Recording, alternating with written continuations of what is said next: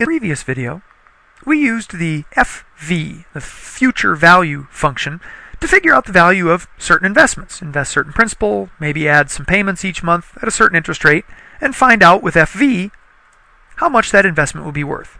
In this video, we'll use some other functions to figure out some other values. Let's clear this data out of the way. Suppose we don't have a set figure we want to invest right now, but we know that we want $25,000 eventually. Matter of fact, we want that in 10 years. We'd like to have that amount available for a down payment on a house. And suppose the rate that we're able to get, we can find some various CDs. There's one really good one that's being offered where we could get 4.2%. That's pretty good for a safe CD. If you want a higher rate than that, you're probably going to have to get into stocks, mutual funds, that kind of thing. But we want to play it safe. Just put it in the bank. 4.2%. Okay, good enough. Periods per year. We'll keep this simple. We'll say 12 periods per year. And we want to figure out, well, how much would we have to invest right now to have $25,000 10 years from now if we're going to earn 4.2% on that? Okay, well, we have to fill in the rates here quick. So we take the annual rate divided by the number of periods per year, and we're keeping it 12 to keep it simple. And then the number of periods, well, that's the number of years times the periods per year, 120 periods. And the payment, for now, let's say we're not going to add anything to it. We just want to know how much would we have to invest right now, period, and be done with it to have $25,000 in 10 years. Well, we can use the PV function, which says, okay, give me the rate. It's the rate per period. Times, or not times, just comma, then the number of periods. The monthly payment we're going to make. We're not going to add anything each month. Leave that there. And a future value we're aiming at, cell B3, the $25,000. End parenthesis. Okay.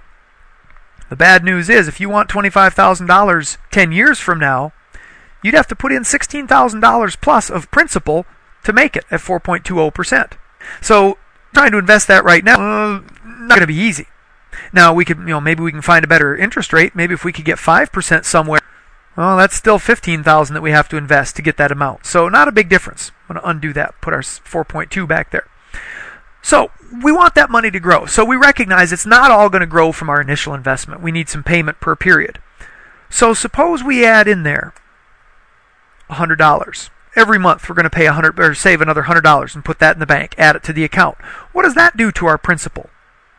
That brings it down. We have to put $6,000 in now to have $25,000 in 10 years. Still not going to be easy. That's a lot of money to come up with right now, and then you've got to have a good savings regimen. But the PV formula lets us figure out the desired present value that we need to invest. There are other things we can do with this too. Suppose we know that, suppose we know that we have, well, we don't have 6,000, we've got 4,000 to invest right now. And we want that to grow to 25,000. We can get an annual rate of 4.20%, and we can manage to save 100. Heck, you know what? I think we can save $150 a month to add to that account. We know that's the percentage rate we can get. I want to know how long will it take us to get there? How long will it take us to grow that 4,000 into a $25,000 down payment? We can use the NPER function. Number of periods should be, we put in the monthly rate, and then the payment, following the tooltips here. And then the present value we're going to invest, 4,000. I'm going to have to come back and make that negative in a moment. And then the future value we're aiming at, 25,000. Let's change that and make that negative. There. It will take us 105, just about 106 periods.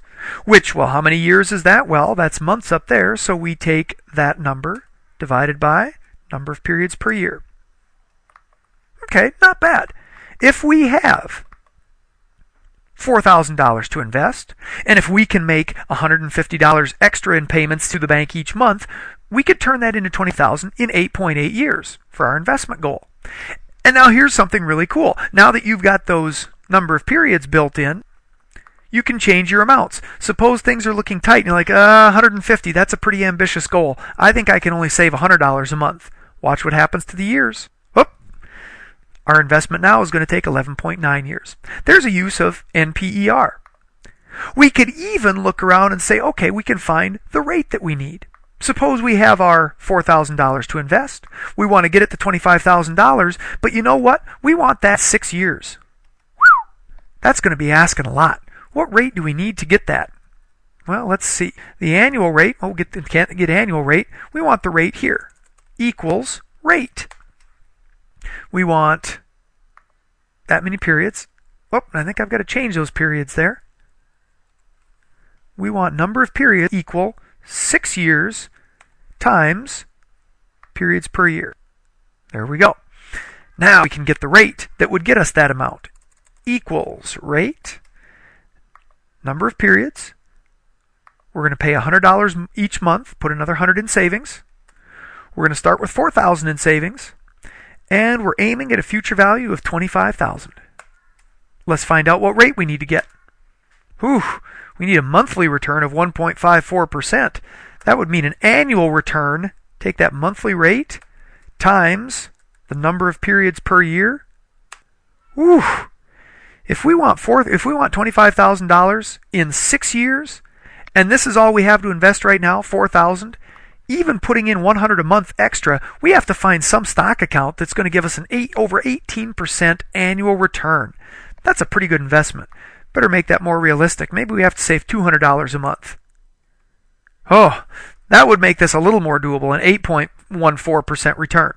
But we've got the rate function in here that allows us to find target rates. And then we can go out on the stock market, into the mutual funds, we can talk broker and say, I'd like to get something that's going to give me a yield in this area, given my financial situation right now.